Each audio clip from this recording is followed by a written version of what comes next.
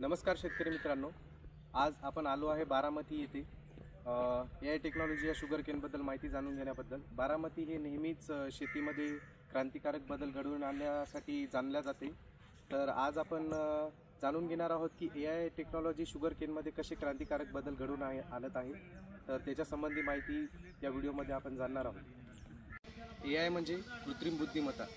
थोडक्यात सांगायचे झाले तर संगणक, सेन्सर आणि डेटाचा वापर करून माणसाच्या बुद्धीसारखी विचार करणारी एक यंत्रणा। ही यंत्रणा आपल्याला डेटाचा वापर करून एक अचूक नियोजन आपल्या शेतीमध्ये देऊ शकते। सांगायचे झाले तर जे आजपर्यंत आपण अंदाजे शेती करत आलेलो आहोत तसे न करता डेटाचा वापर करून अचूक शेती करणे। तर आपण आज बारामती इथे आलो असता त्यांचा प्रात्यक्षिक प्लॉट जो त्यांनी डेव्हलप केलेला आहे त्याच्यामध्ये आपण नेहमी पारंपरिकरित्या जो ऊस तयार करतो किंवा पिकवतो त्याच्याबद्दलची माहिती आपण याच्यामध्ये बघून घेऊया। तर हा त्यांचा एकूण 2.2 गुंठ्याचा एक प्लॉट आहे, ज्याच्यामध्ये त्यांनी 6 बाय 1.5 फुटावर या रोपाची लागवड केलेली आहे आणि याच्या लागवडीची तारीख आहे 3ऱ्या महिन्याची 3 तारीख 2025।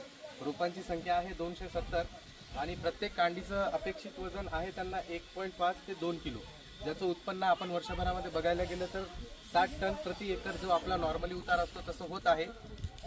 आणि त्याच्या बाजूला आपण बघू शकता की त्यांनी AI तंत्रज्ञानाद्वारे डेव्हलप केलेला प्लॉट आहे, त्याच्याबद्दल माहिती आपण तिथे जाणून घेऊया। तर आपण आता आलो आहे त्यांनी कृत्रिम बुद्धिमत्तेचा वापर करून डेव्हलप केलेल्या प्लॉटमध्ये।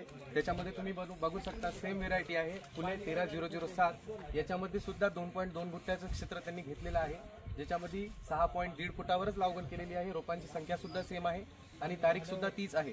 पण याच्यामध्ये त्यांच्या एका कांडीचं उत्पन्न तिथे जे 1.5 ते 2 किलो होतं तेच एका कांडीचं वजन इथे 3.5 ते 4 किलो पर्यंत गेलेलं आहे। आणि अपेक्षित उत्पन्न जे आहे ते त्याच्यामध्ये 60 एकर प्रति टन एकर होतं ते इथे 120 टन प्रति एकर मध्ये झालेलं आहे। आणि क्रॉप पिरियड पण 12 महिन्याचाच आहे। तर आपण इथे बघू शकता ऊसाची साईज जरी तुम्ही बघायला गेला तर हा ऊस त्याच्यापेक्षा खूप जास्त प्रमाणावर मोठा झालेला आहे, ते तुम्हाला तुमच्या डोळ्यानेच प्रत्यक्षदर्शी इथे आल्याच्या नंतर बघायला भेटणार आहे। तर आपल्याला दिसताच या दोन्ही प्लॉट मधला फरक दिसून येतो आणि AI तंत्रज्ञानामुळे आपल्या ऊसाचं उत्पन्न किती जास्त वाढू शकते याचा आपल्याला एक प्रत्यय येते।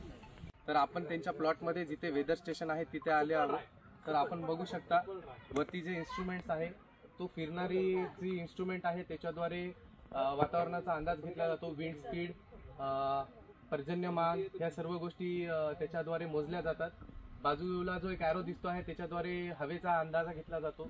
खाली जे सोलार प्लेट आपल्याला दिसत आहे त्याद्वारे या सर्व यंत्रणेला एनर्जी प्रोव्हाइड केली जाते, म्हणजे आपल्याला इलेक्ट्रिसिटी किंवा अशा कोणत्या गोष्टीची या वेदर स्टेशनसाठी गरज नाही आहे।